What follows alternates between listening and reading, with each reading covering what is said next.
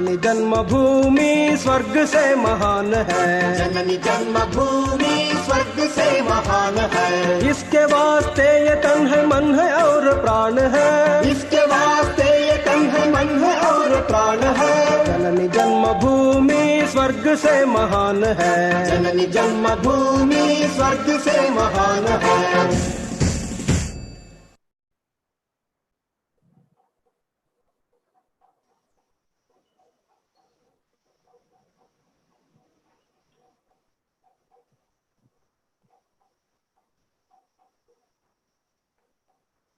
Om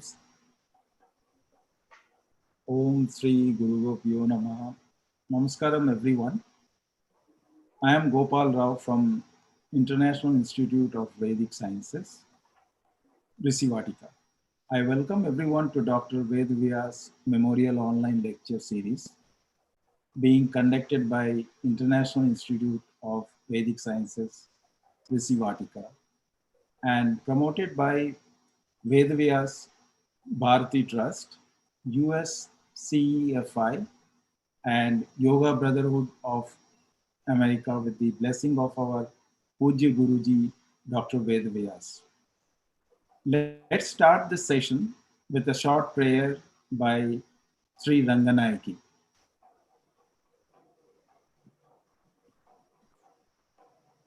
योऽन्तः प्रविष्ट मम वाचमिमां प्रसुप्तां सञ्जीवयति अखिलशक्तिधरस्वधाम्नाम् अन्यांश्च हस्तचरणश्रवणत्वगादीन् प्राणान् नमो भगवते पुरुषाय तुभ्यम्। या सत्संस्कृति सम्प्रदाय जननीं या सर्वविद्या प्रसू या देशस्य जनस्य सर्ववचसाञ्च ऐक्यप्रदानोज्जता या वेदोपनिषत् पुराण जय सत्काव्यश्रिया राजते सा भाषाद्युसदां सदा विजयताम् आचन्द्रतारारुणम्।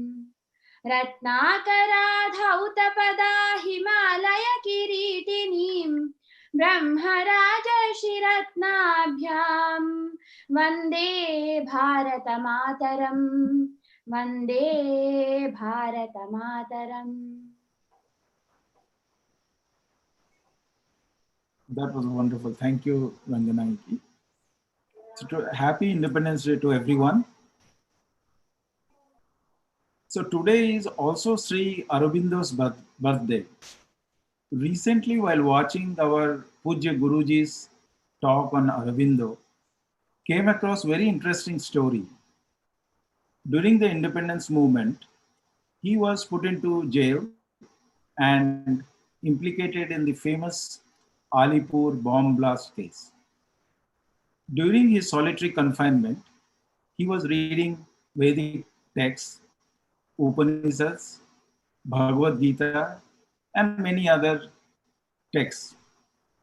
One day, Sri Krishna appeared in the vision of Sri Aurobindo Ghosh and told him not to worry about Indian independence, rather go on the path of spiritual sadhana. When Aurobindo asked him, how could he be sure about India's independence, Sri Krishna told him that he will grant independence on his birthday, the 15th August. I thought this is an appropriate story to be told on this auspicious day, the Independence Day.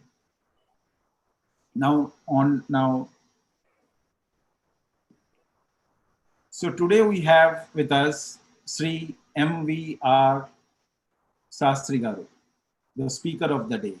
And I welcome him today to give a talk on Distortions of Indian History. This is the 31st talk in the Dr. Vedavyasa Memorial Online Lecture Series. Now I take this opportunity to introduce Mr. MVR Sastry Garu.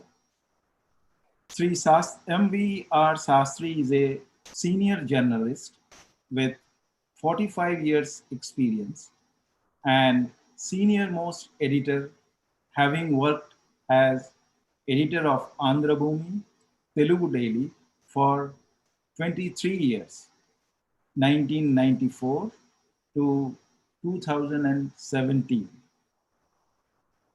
Author of 20 books in Telugu, mostly on Indian history and its distortions. All of them ran into several reprints and are quite popular.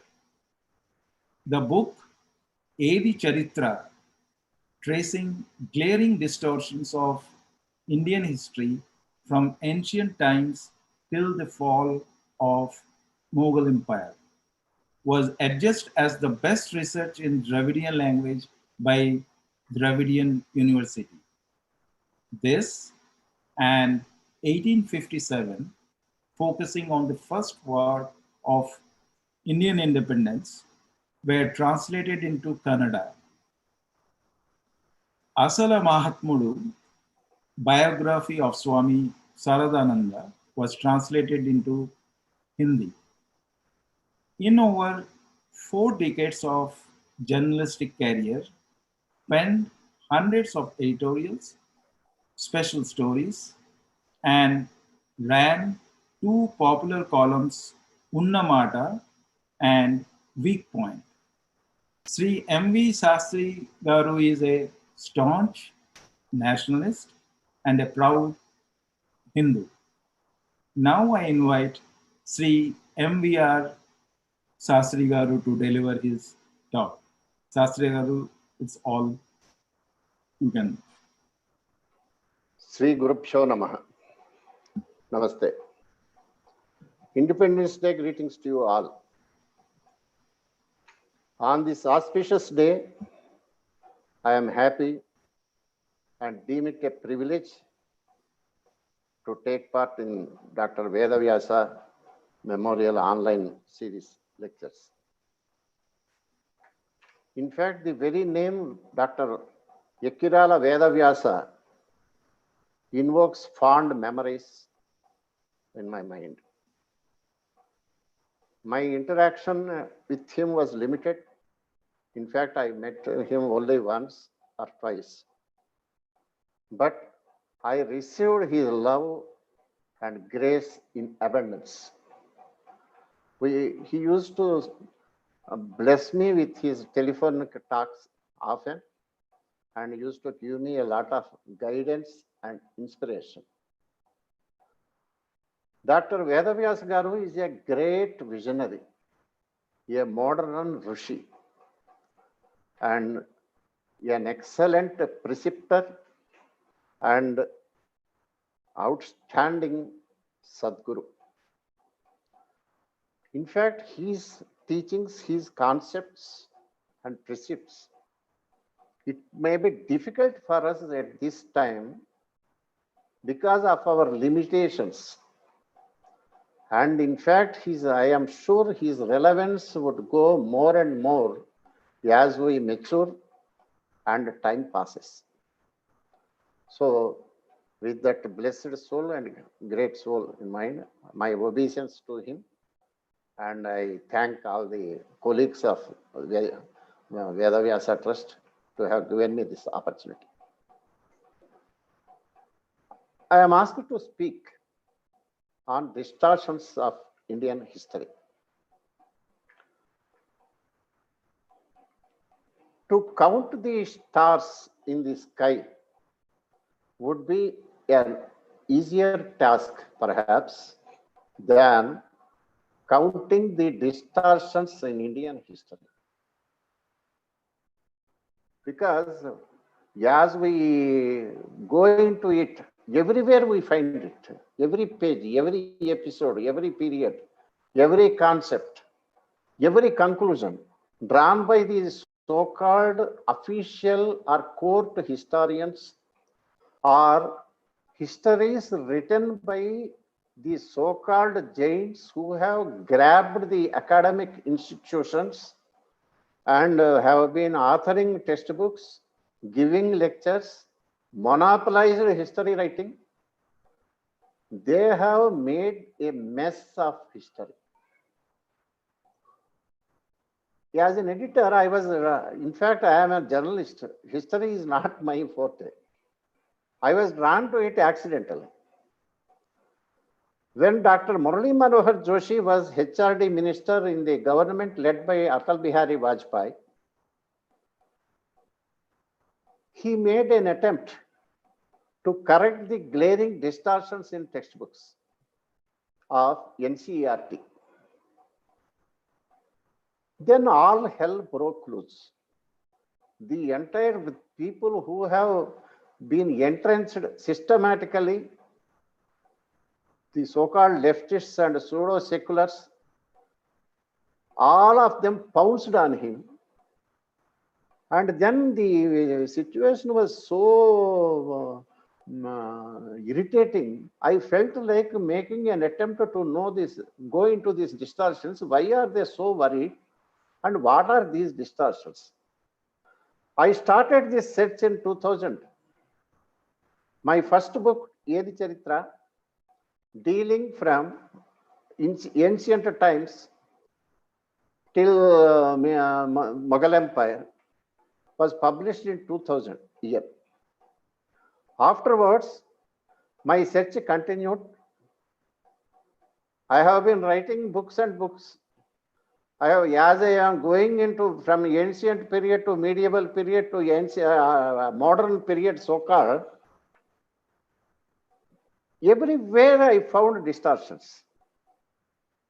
Everywhere what has been put in textbooks or standard history books as we understand it are glaring lies, half-truths. Not that the situation is so bad that we don't know why every history textbook is like that. And we don't know, except lies, there are nothing, no truths to be found. No, it's not that. I could effortlessly write at least more than a dozen books so far on history. I didn't have to search for, make a lot of effort to get the facts. All the material, all the facts, all the documents are there readily available for everybody with eyes and with a mind to see. But the thing is, our people have made it a point to close their eyes, close their minds forever. And this farce has been going on since about 2 centuries. When we know about the distortions of history, every intellectual says that it is all done by historians, Britishers, Western scholars, those who are in the Macaulay mold. True, that's true. British scholars and half-baked upstarts like Max Muller have made a mess of history, and they have injected all kinds of fiction and poison in history. That's true. I have dealt with it in my books also. But the point is, all these Britishers have passed. The Macaulay ghost has been buried more than a few centuries back. We attained independence. We are a free nation.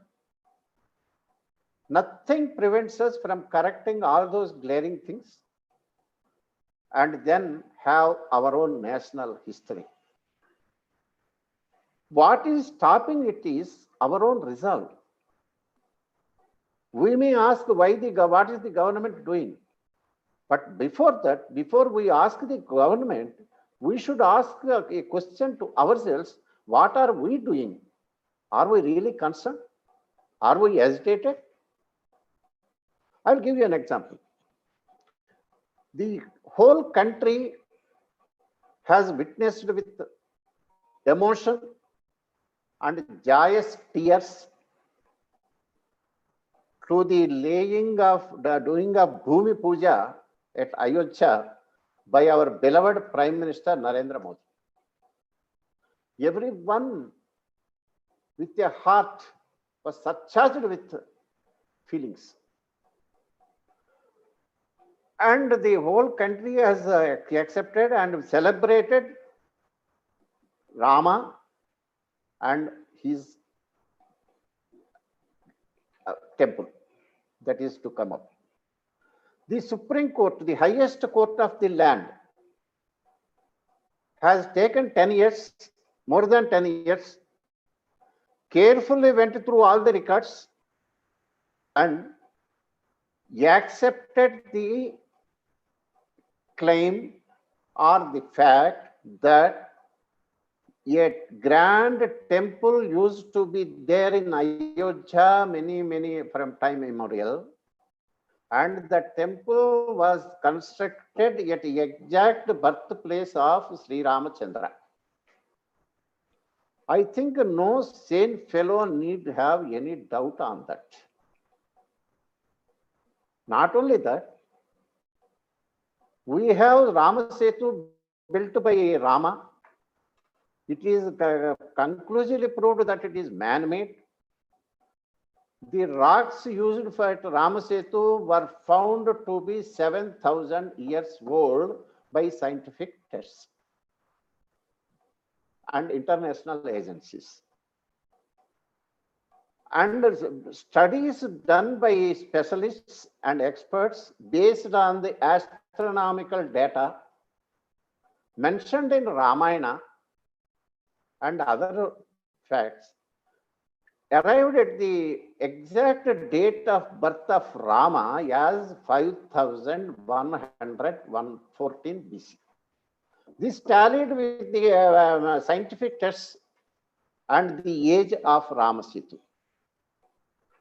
And the footprints of Rama are there everywhere in the country. Wherever you go, you find some historic place or some historic proof associated with the Ramayana or Rama. But the fact is, Sri Rama, who is our concept of the most ideal person, continues to be dismissed as a legend, a fiction, and not at all a historic figure. So history books even today, that is even 70 years after the coming of into force of constitution and 73 years after independence, the textbooks, history books read, the history books endorsed by official agencies and prescribed for our young generation will not take into cognizance that there used to be a person called Sri Rama and he is only a legend, not at all a historic person. Take Sri Krishna. Sri Krishna used to live in Dwaraka, which was submerged. Marine archaeology has conducted excellent tests, standard scientific tests in the last 20-25 years and found that there used to be a city state, a grand city submerged under the sea, and the excavations done under the sea proved that that city must be at least older than 1500 BC. That is more than 500 years. And the whatever details have come about Dwaraka city perfectly tallied with the descriptions given in Srimad Mahabhagavata. So there is no question about the existence of Sri Krishna. And based on astronomical data, based on other inscriptions, and all other scientific proofs, it has been conclusively proved that Sri Krishna gave up the body yet in 3102 BC. The date being Pramadi Nama Samvatsara Chaitra Suddha Ekadasi. And that is the date from which the Kali era started, and all the almanacs down the ages have been recording time from the taking that as a starting point. And Sri Krishna gave up his body 36 years after Mahabharata war, and Mahabharata's age has been, timing has been established as 3138 BC. And this has been corroborated by any kind of, you name any proof, it is there. But still, Sri Krishna is never acknowledged as a historic figure. He will not figure in any history book. And we are perfectly banished Rama and Krishna, despite their historicity, from our history books. And we think we are very advanced, very modern, very secular, and take pride from it. I think it's a matter of utmost shame. Then, Rama and Krishna, Sri Rama, according to our belief, is in Treta Yuga. Sri Krishna was in Dwapara Yuga. And these yugas started, much before these started. We are presently going through 27th Mahayuga, comprising of 432 years of period. Many manvantras have taken place, etc. And beyond all these lies Veda. Nobody knows the historicity or timing of Veda. It is from time immemorial. Rigveda described the river Saraswati in ample detail, where how it was bubbling with. It was larger than Ganga and Yamuna of today. So if there are ample description of river Saraswati, it must be clear as daylight that the persons or rishis who composed it must have witnessed the Saraswati river before their own eyes.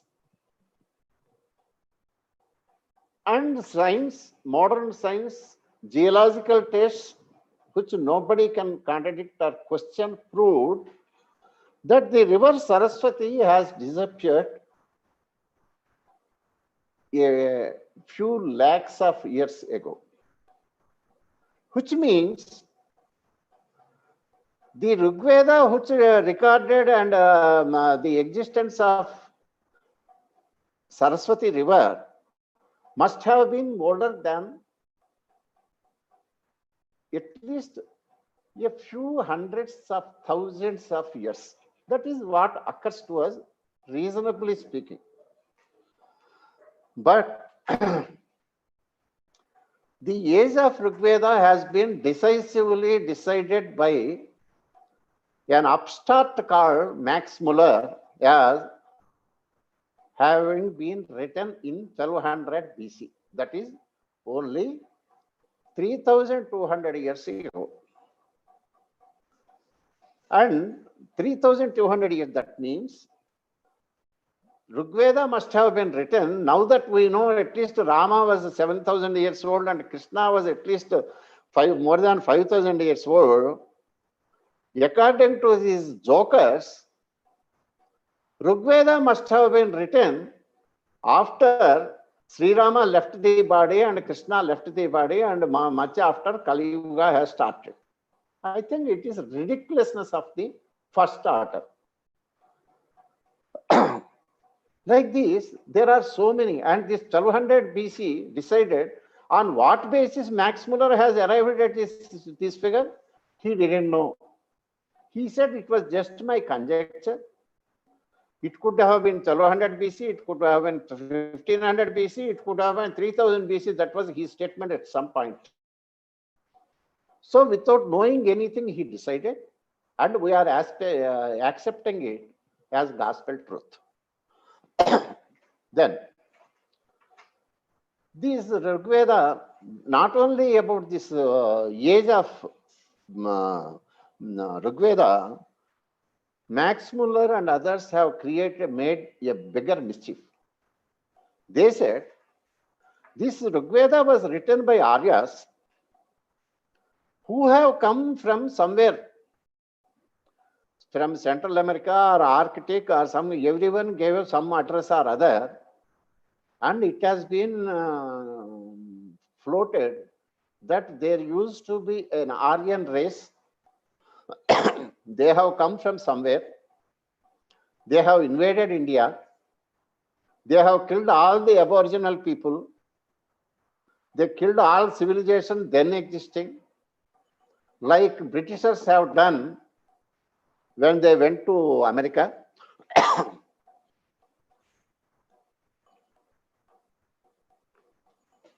As they have exterminated millions of Red Indians, they presumed the so-called Aryans must have exterminated the entire indigenous population, and what all remained were these Dravidians, the Sioux, etc. And they have created a permanent rift, a friction between the people of India deliberately by making this Aryan Dravidian divide, by floating this so-called stupid Aryan invasion theory. What is this Arya?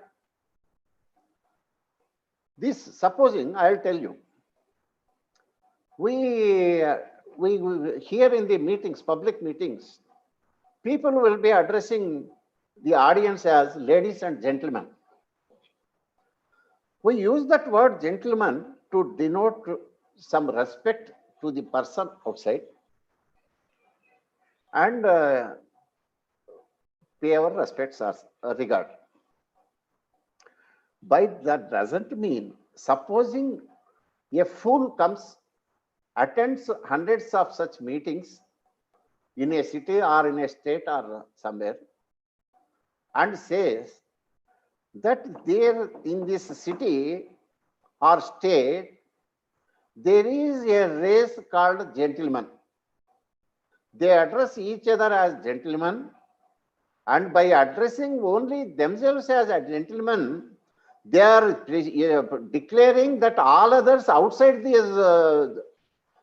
meeting halls are all less than gentlemen, lowly persons, and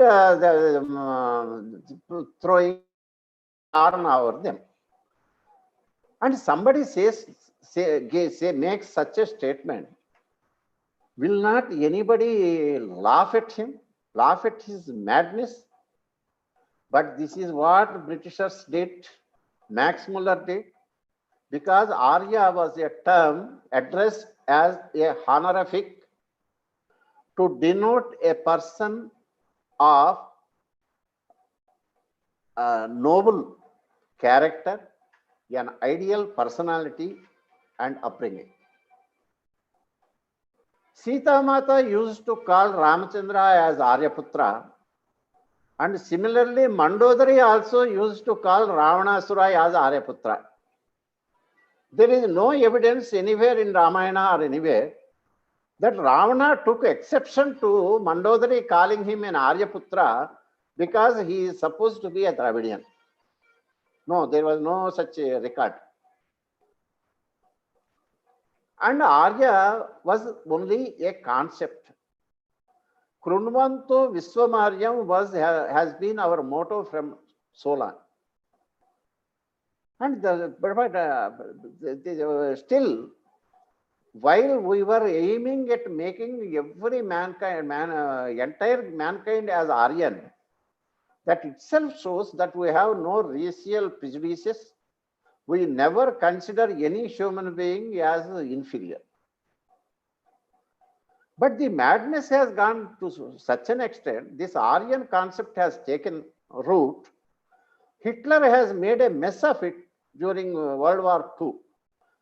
He found that he was an Aryan blood. Germans were Aryan race, and you know what has happened because of that. But Germans and Hitler cannot be of the same race as we, you and me in India, because we are supposed to be browns, and Europeans are classed as whites. White and brown, etc., will not go together in the same race. This is elementary common sense. The whole world has rejected this concept of Aryan invasion theory, but still our textbooks still cling to this Aryan invasion. And Arya and Dravidia has created a terrible rift, split between North and South. The consequences we are suffering even today. That is one.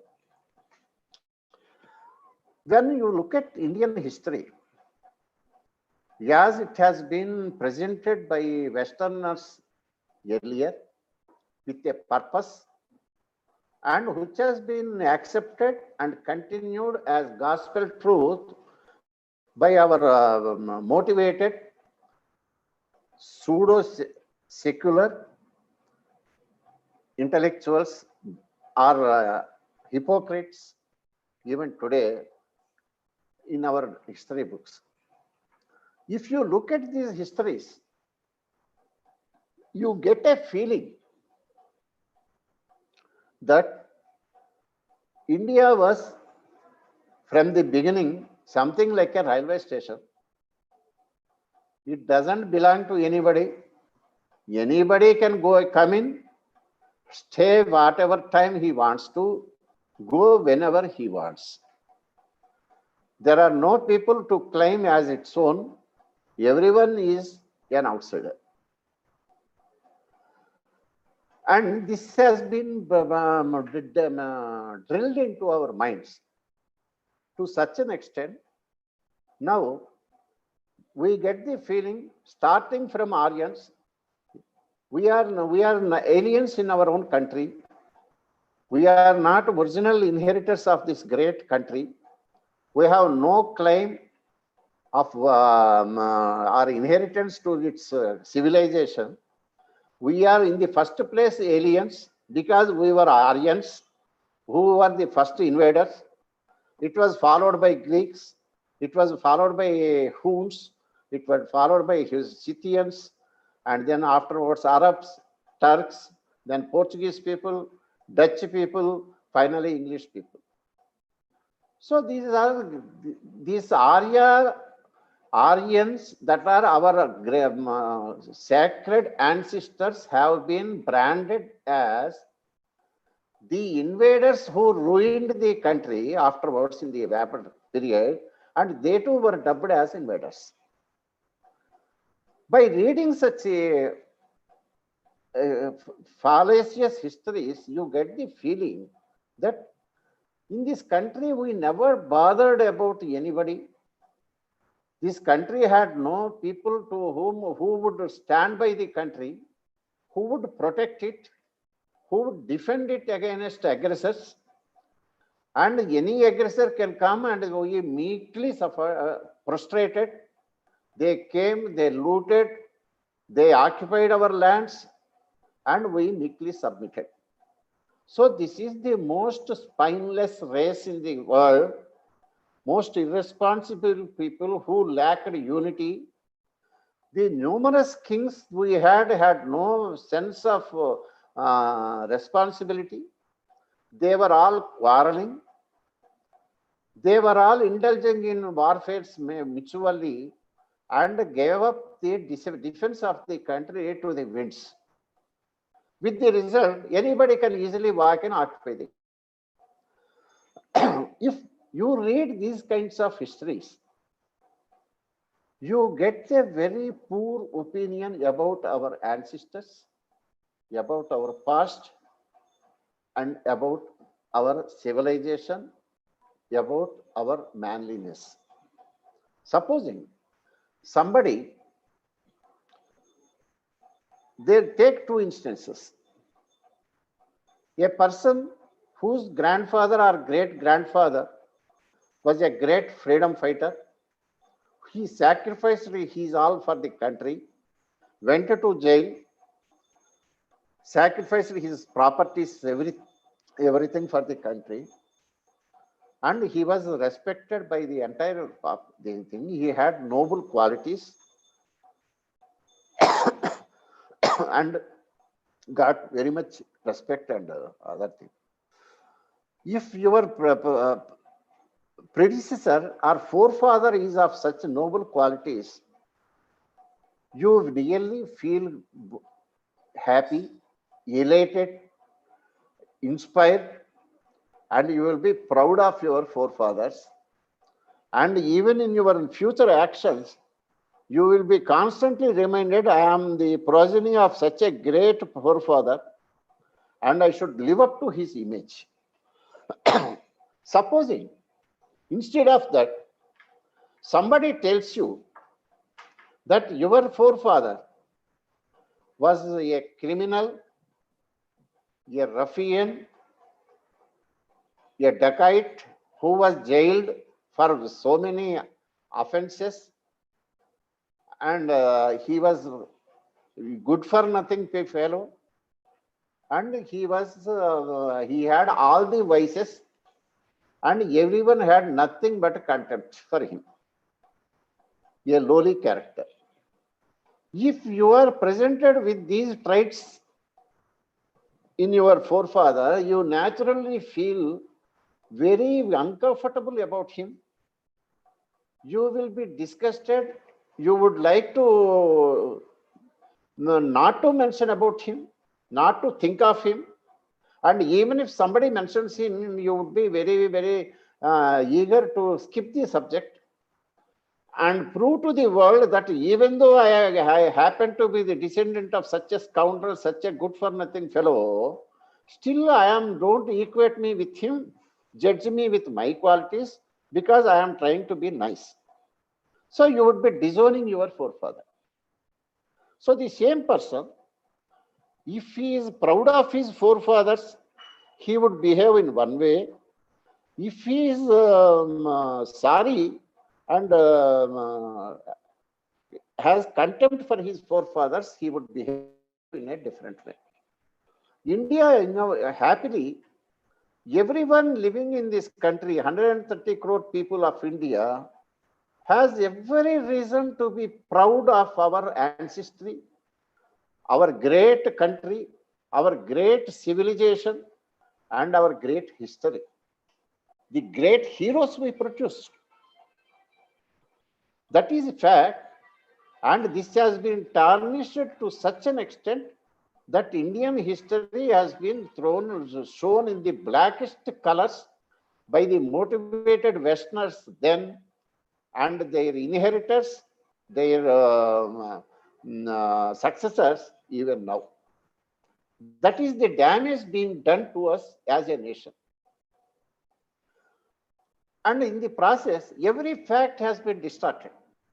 Every act of heroism has been shown as an act of cowardice or deception or treachery.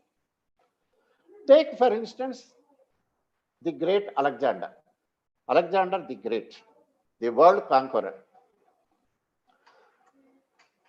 And history tells you that this Alexander has beaten one upstart king in India called Purushottama, whom they named as Porus,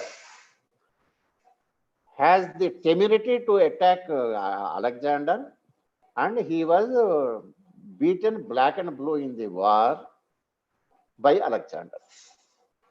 So Purushottama has been amply defeated. That is what we learn in standard history books. But the fact is, Alexander was no doubt a great warrior, really a great general. He started in the year 334 from Macedonia to conquer the world. He started there. He got excellent victories. He went to Iran, he went to Syria, he went to Asia Minor, he conquered Egypt, he conquered Afghanistan. And it was a series of victories, a cakewalk for him, till he reached the river Indus, Sindhu Nadi. And there, in our northernmost tip of India at that time, there were two kingdoms. One led by the Raja of Ambhi, near Jhelum river, on the banks of Jhelum, and another kingdom by Purushottama, by the banks of Chenab river. The Raja of Ambhi, for some reason, has colluded with Alexander. And his army and Alexander's army have combinedly made an attack on Purushottam's kingdom. History tells us that it was a grand victory for Alexander. But Greek historian Justinian himself said in his text that when the armies faced each other, Purushottama wanted to avoid bloodshed.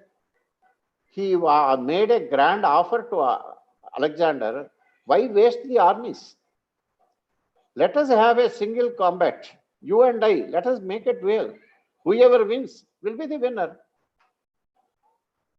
That was very gallant of him. But Alexander went back. No, I don't want. He chose war. In the war, he has been defeated. He was hit by an arrow and fell from the horse. His bodyguard whisked him away. This is what a Greek historian himself said. It is there available now, even now. And one Mr. E.A.W. Batch, who has edited and produced the scripts of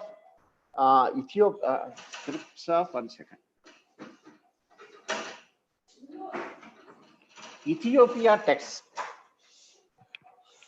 He said, Ethiopia text, he said, in the war, Alexander begged, when he was cornered and caught, he begged forgiveness for us, please forgive me, let me go. Now I realize your valor, I bow to you, please let me go. This is what he said. And Alexander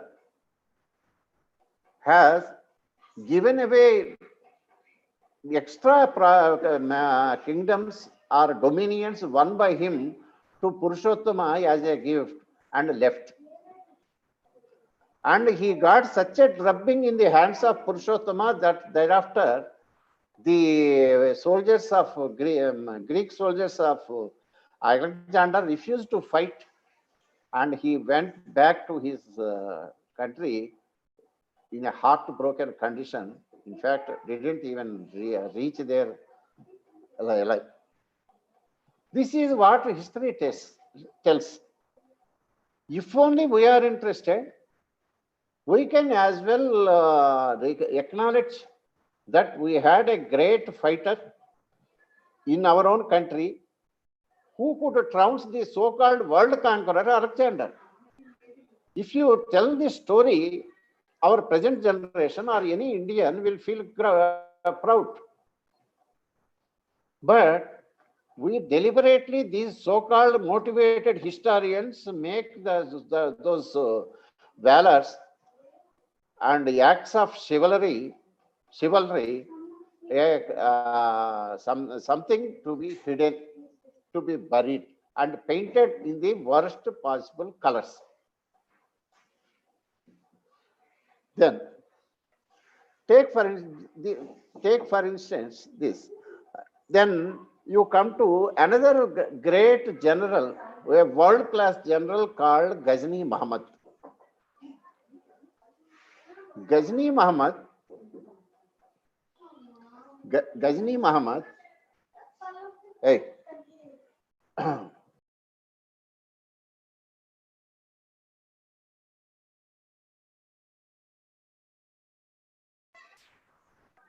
Okay. Ghazni Muhammad, we are told that he raided India 17 times. Everywhere every time he won, he could destroy temples, he could destroy kingdoms, he could get away with his loot and do whatever he wanted. There was nobody to oppose him. There was nobody to oppose him. There was nobody to question him, nobody to oppose him. So these so-called histories, some say he raided 12 times, some say 17 times. Whether it is 12 or 17, it has been accepted by all these historians that he won every time. In fact, the people who opposed Ghazni Muhammad were the rulers of Shahi, 3 generations of him, King Jayapala, his son Anandapala, and his grandson Trilochanapala. All of them were died in battlefield. And we are told King Jayapala has committed suicide because he was unable to bear the shame of being defeated by Ghazni. Anandapala, everyone, all 3 generations have meekly died either in battlefield or in suicide. That is what we are told. But we come across a standard source of history which nobody can contradict, nobody can question, because that happens to be the only source available to the world about the Muslim period of history, Indian history. It was compiled by 2 Englishmen, Eliot and Dawson. They produced History of India as told by its own historians. It ran into several volumes. In 2nd volume of it, what they did was they compiled the recordings, the writings of Muslim historians themselves, who accompanied the rulers who invaded India, who witnessed it with their own eyes what has happened exactly. They are not like present day historians. They were courtiers of the rulers. They were present on the scene. And one such historian or courtier has recorded in his history, and this has been reproduced by the Englishman I said, the history of India as told by its own historians. In it, it quotes, I'll just read out this a paragraph from that book.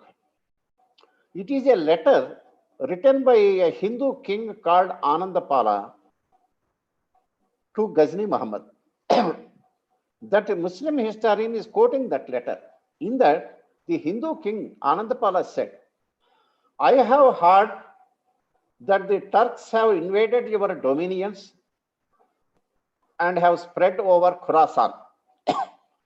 If you desire it, I will join you with 5,000 cavalry, 10,000 infantry, and 100 elephants. But if you prefer it, I will send my son with twice the number. In making this proposal, I do not wish to ingratiate myself with you. Though I have vanquished you, I do not desire that anyone else but myself should obtain the ascendancy. And after quoting the letter, this man, the historian, his name is Al-Biruni. The book where he has written is called Tariqul Hind. It is mentioned in Eliot Dawson, volume 2, page 1213.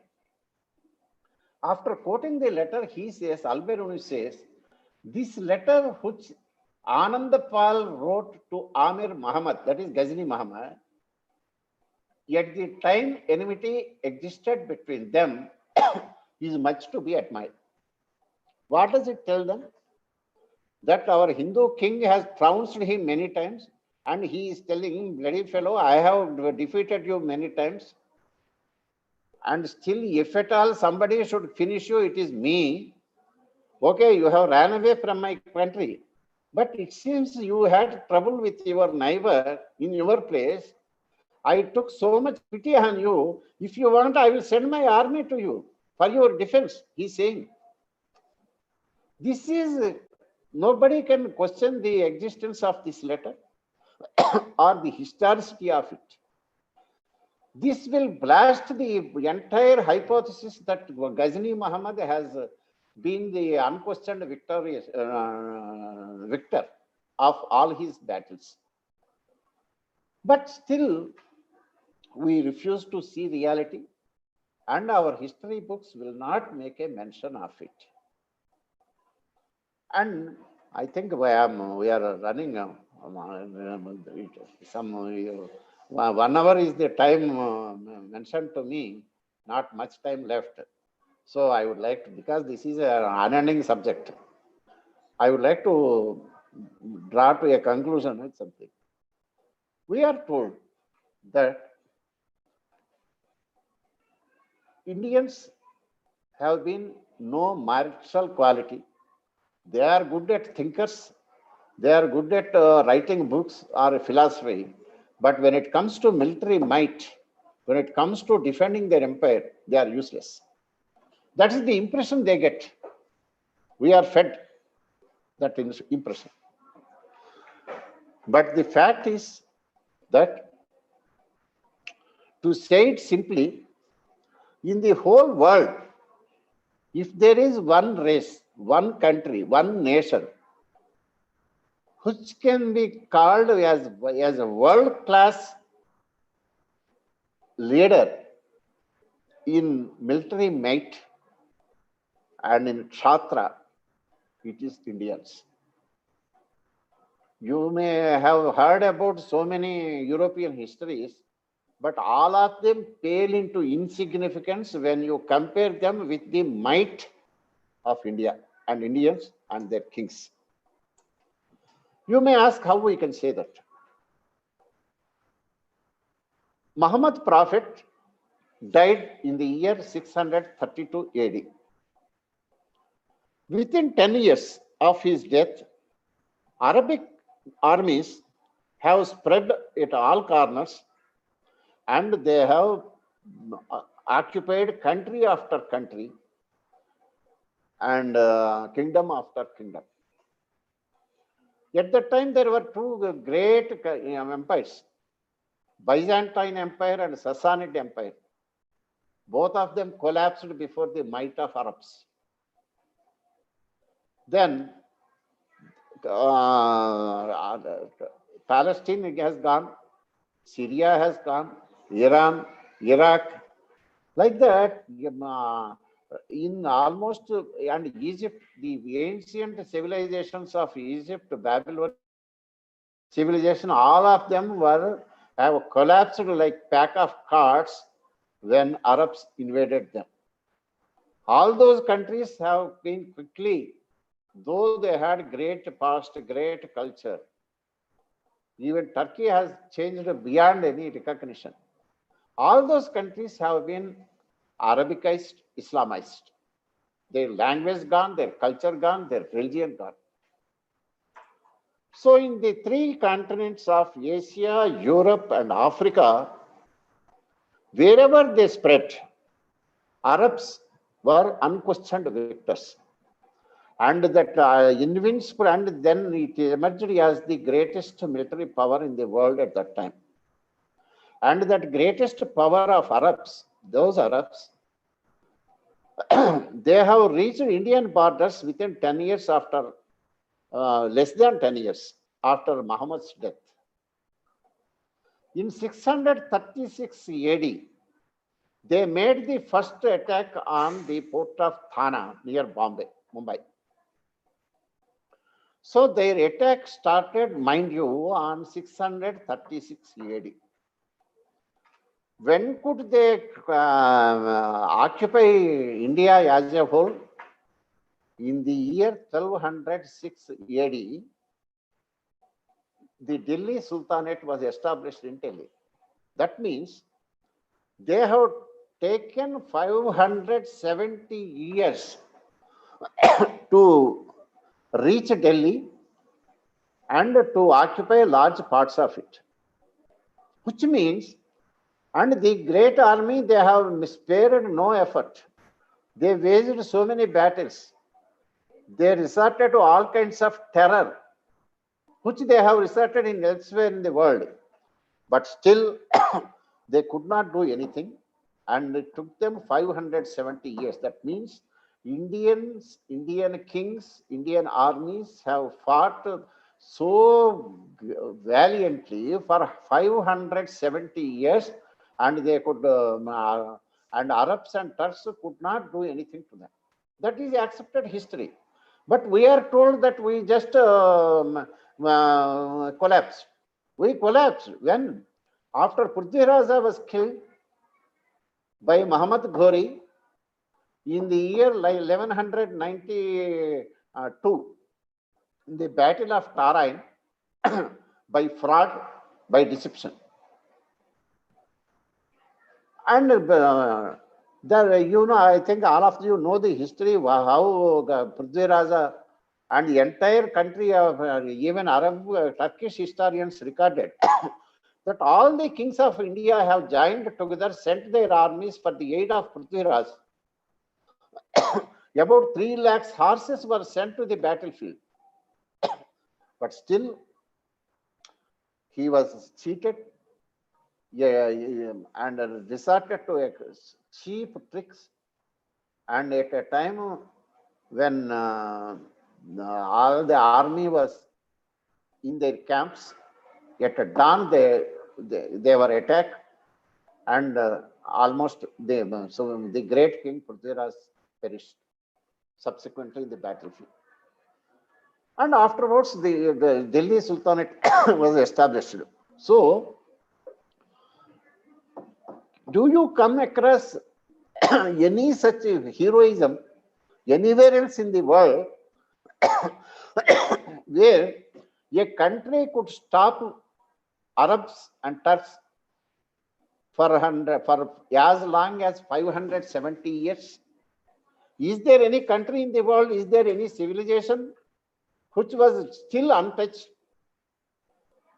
even though it was under Islamic occupation for 5 long centuries? The Delhi Sultanate was established in 1206 AD, and Aurangzeb died in 1707 AD. That is, the Islamic rule went on for 500 years, and still India retained its religion, retained its dharma, retained its scriptures and way of living. India remained India. These kinds of stories, and if there is not time now, I can tell you hundreds of stories of valor, and which you cannot find anywhere else in the world. But by suppressing all these facts, by resorting to distortions, by painting scoundrels as heroes, Akbar was a scum, Shah Jahan was less than a human being. He was the most contemptuous character.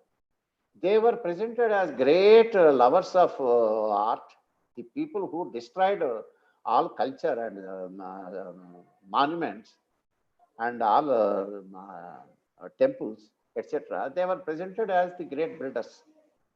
Like that, it has gone so much. But the thing is, it went on. Point is, why are we allowing it? And why not we ask for a total revision of all the textbooks or histories as are presented by these so-called people entrenched in these academic institutions. Even now, India has vast treasure of history books. written by renowned historians like R.C. Mazumdar, S.C. Sen, Nilakanta Shastri, etc. There are so many people. But the thing is, untruths are put on a pedestal, truths are being suppressed. Like that, you can take any number of instances, and sky is the limit if we go on narrating one injustice or one distortion after another. But thing is, why you should realize that history is not for history textbooks, is not for history students. History is needed to give confidence, to build up the morale, and to give inspiration to the people living in the present by showing them the real facts of their past and give renewed confidence in their future. Fortunately, we are now blessed with a government which we can proudly call it's a nationalist government, and we have a prime minister who is nationalist minded, and they are doing a lot systematically to correct so many injustices and trying to correct distortions. We hope that there will be some awareness among the public more than what is there now, and bring some kind of pressure on our education institutions and the people who are drafting textbooks. Then we can rest assured the government now can do something very easily to separate all this. All these problems can be very easily solved. What is needed is only resolve. That resolve our present government led by Narendra Modi has it in ample. Only let us wish that this will be taken forward and we will be made aware of our real history. Thank you very much for being patient, and I hope I have not bored you much. Thank you very much.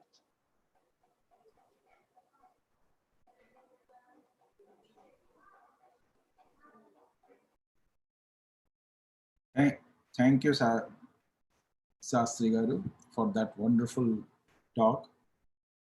And especially on this date, on 15th August, what appropriate talk that was. Sastry Garu started with Rama and the Rama Setu, the current topic, the very current topic of the controversies around the Rama temple. Then he went on discussing about the Krishna and Dwaraka, about the different proofs and incidents which we have from the Mahabharata. Then he also discussed about the Veda, especially the river Saraswati. Why we can't take that as a proof, because right now our geological maps or satellite images that proves it very well. Yet we as a society and as a country still not rewriting our history books. Then he also wonderfully put in a very, very concise way the Aryan invasion theory, where it doesn't sum up in any way with any logic how Aryans can do all the things what they mentioned to do here. And it's very, very apparent either from the history that the whole thing is to make a divide between the Aryans and Dravidians, or rift between our society. Then he also discussed about the many things which I learned today about the Muhammad Ghazni and his so-called invasions, and Alexander, etc. Now we have one thing is from my personal side, if I need to put together, the way I see is we are also responsible up to some extent as a society. Not only now, before also. That's why all these different invaders came into this, and the people, we allowed them to, falsify our history. Not only that, I can give you an example from my own experience here in US. When Indian history is taught, people talk about Alexander, Genghis Khan, invaders like Genghis Khan, but there is very little mention about any of our heroes. And there's, we are still projected as a backward or caste-ridden societies. So there's a lot need to be done.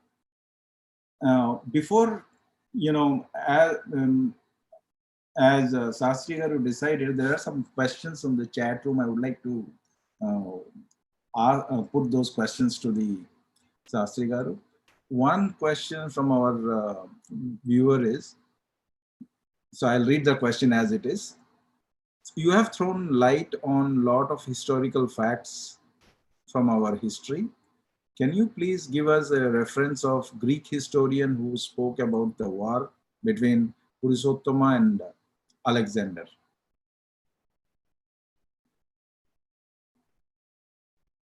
Sastry Garu, if you can.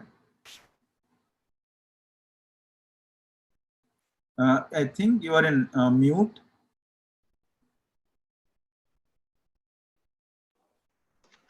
The historian is called Justin. But the thing is, you have to remember that Greek historians have told so many lies, and their accounts are full of exaggerations, outright falsehoods, which has been accepted by the Greek historians themselves subsequently. For instance, this Megasthenes Indica tells so many things about India as if it is all comes from a fairy tale like that. And there are so many contradictions. And Greek historians, sometimes they praised Alexander, and they said that he has given Purushottama his kingdom as a kind of gratitude or a kind of present. Like that, they have, some people have praised Alexander and said he won in the battle. But at least one historian called Justin has recorded that he has fallen in the, and he has been trounced decisively by Purushottama in the battlefield. This has been supplemented by E.A.W. Batch in his script of Ethiopia. I think these can be verified, and if only you do some Google search, you find so ample sources. And if you need any other clarification, I'll be happy to give afterwards. Okay, so I'll go to the next question. The next question, there isn't a follow-up question for the same viewer. The follow-up question is: with the present Modi government, is there any effort to rewrite our history textbooks is going on? No, it is a matter of regret that there is no effort so far. And we can't exactly, before, as I said earlier, before we have every right to question this government, and we have to demand that it should be done immediately. And before that, there should be public pressure built up. And with government, any government, in Telugu, there is a proverb saying, even a mother will not give unless she is asked. Like that, no government will do anything unless the people demand it to do it. Not that Narendra Modi government accepts all these falsified histories. The government knows very much. BJP and Narendra Modi and all his cabinet member colleagues and Sangh Parivar have been fighting for correction of history for decades. All of them know the problem very well. But the thing is, they are bogged down, they are surrounded with too many problems. You know, anybody knowing they are reading newspapers or finding channels, discussions, know how harassed they are. So when there are 100 things to engage their attention, they would like to keep it spending unless we make it look as if it is as important as the 100 things that are engaging their attention. For that, public pressure is needed. People like you and me have to make our voice heard, and some public opinion has to be mobilized. Only then it will be easier. I hope it will be done. So there is another question, sir. What is the remedy to protect Hindus and their culture in India? I guess that is the so any comments on that?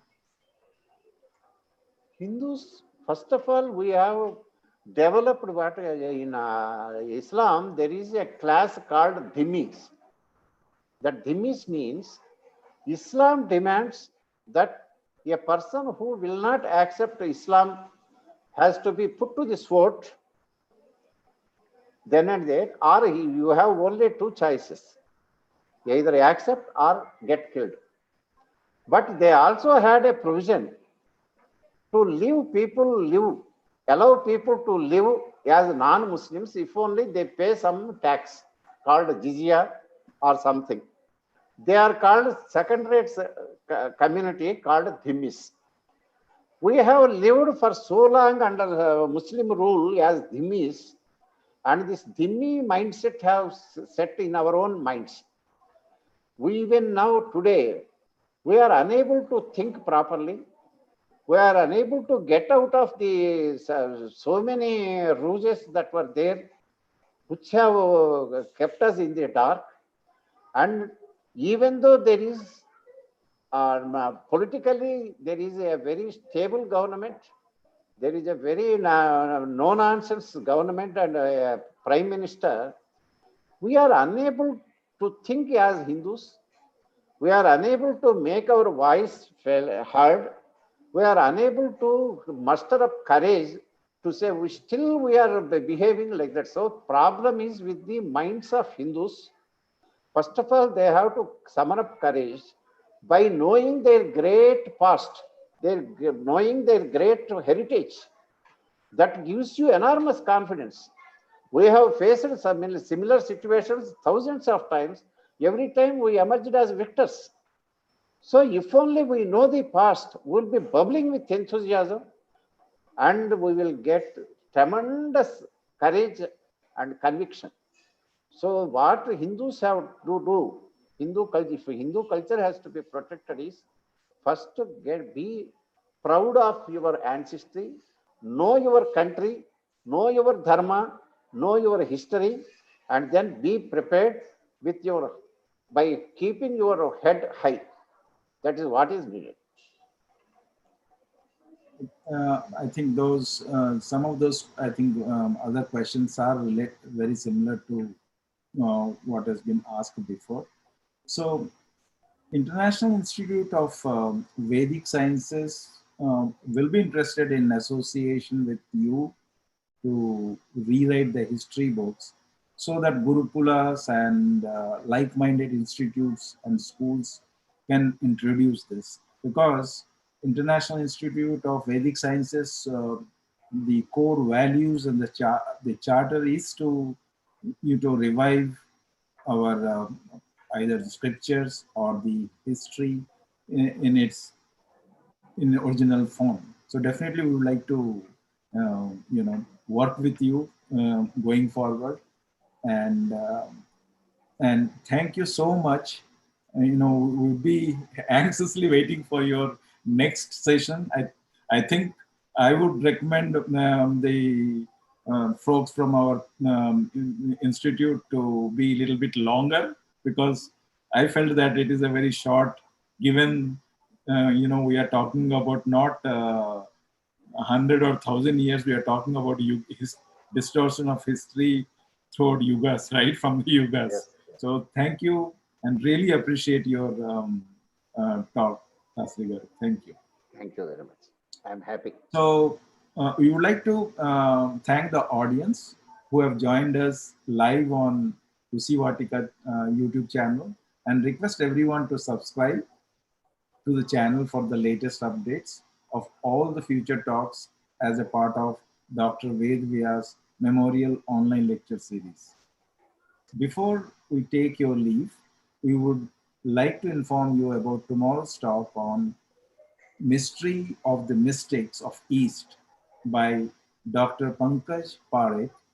Now